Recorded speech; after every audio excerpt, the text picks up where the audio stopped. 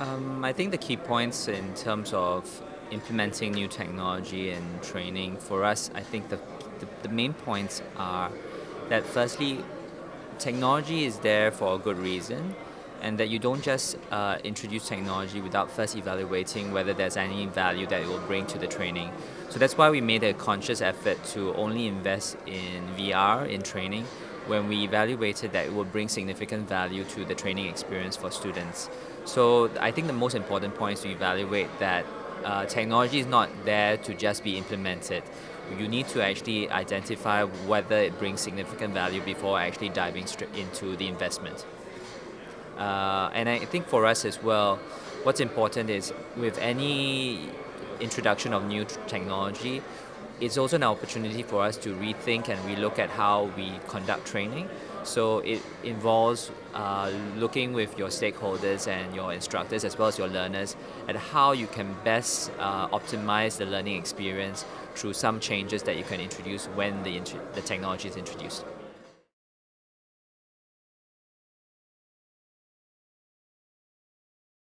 For us, I think for when we introduced VR, it wasn't specifically for pilot training. We introduced it because of the fact that we felt there was value to be brought in on the ground operations side of air transport. And in our latest HR survey and report, we actually mentioned that ground operations is one of the key areas which needs a lot of staff in the coming years. And hence, we felt that it was an area we needed to make some investments and also to introduce the technology. I see the technology actually being used in other applications, in pilots as well in cabin crew training, but that's not an area we are currently looking at because IATA doesn't provide directly pilot training, but we do actually offer some other topics that pilots can actually come to us for training for.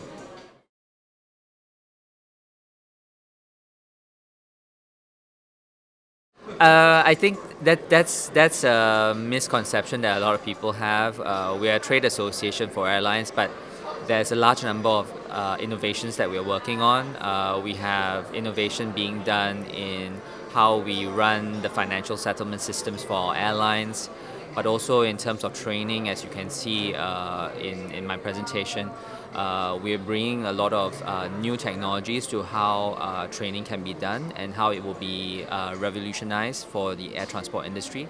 But also at the same time, we are progressively innovating the way we disseminate our standards through our publications, through new technologies, for example.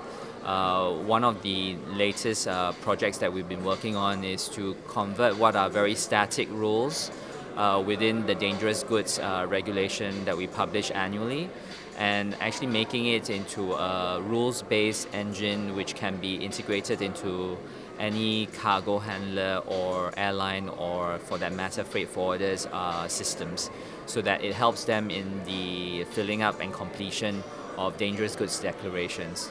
So we constantly are looking at innovation and how do we actually transform and actually bring greater efficiency both on the cost side and also helping airlines generate greater revenues.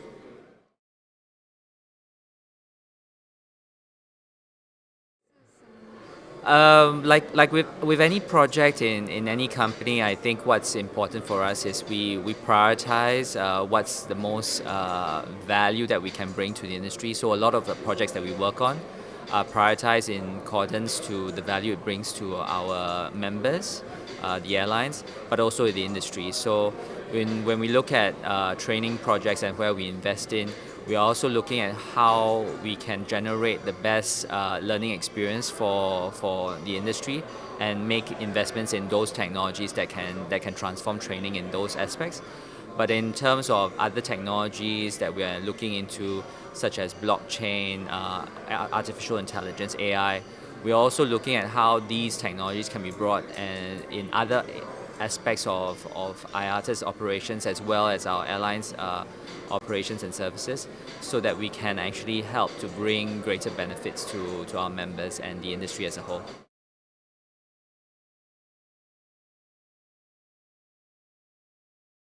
Yes, I think can say that because we are investing in projects that will transform the industry through various initiatives on the passenger side of the business and even on the cargo side as well. But we also transforming training significantly, and we will see it being transformed in the near future through new initiatives that we will bring out.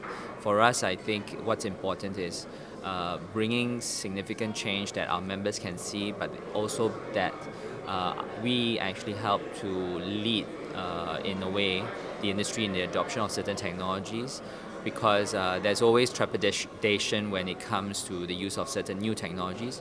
But we provide, in a way, a low-risk approach to our members because we experiment through proof of concepts and pilots.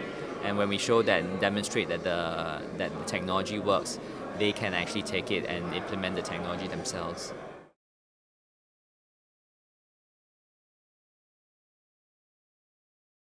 I think how we stand out is for us what our model and at least how we actually view things is we are as a trade association meant to actually serve our members well.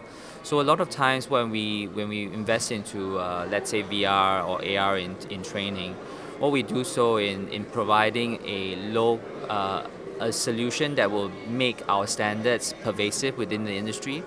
As mentioned in my presentation, one of the areas that we want to look at is the consistency of standards applied across the industry. So our training is there to provide that, to serve that purpose. And a lot of our member airlines see what we're doing and see the benefits. So we have members such as Qatar Airways that have bought into what we've done with VR and are implementing our solution in their own organizations as well.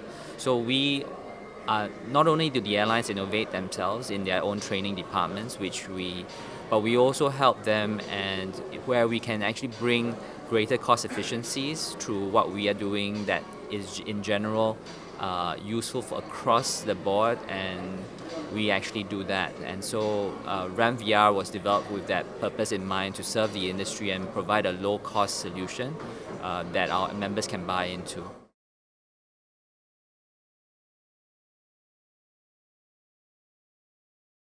I think the key challenges will always be in for the industry is this is a difficult question actually.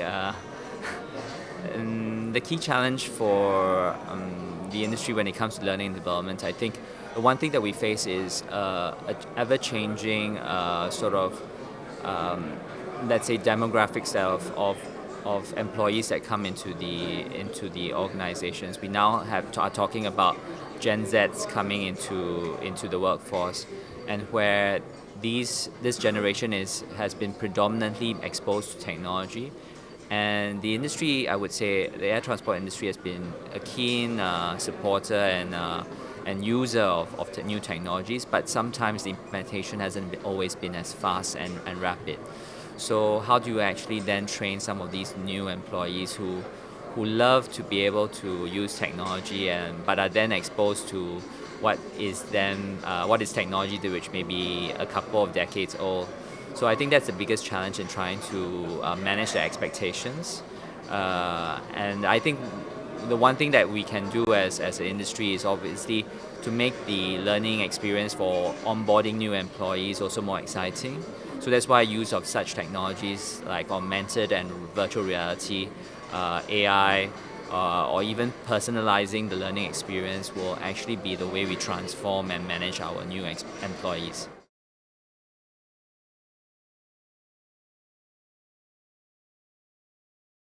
For us, I think what's going to be the most exciting sort of changes that we see in the industry, I would say, is the use of progressively more AI in terms of how we do things, both on the operational side as well, but also if you look at employee training, how do we actually introduce AI into that? That will be actually it could revolutionize how training is being done. but also then make the learning experience the most personalized to any individual based on a set of prerequisites they will need to meet.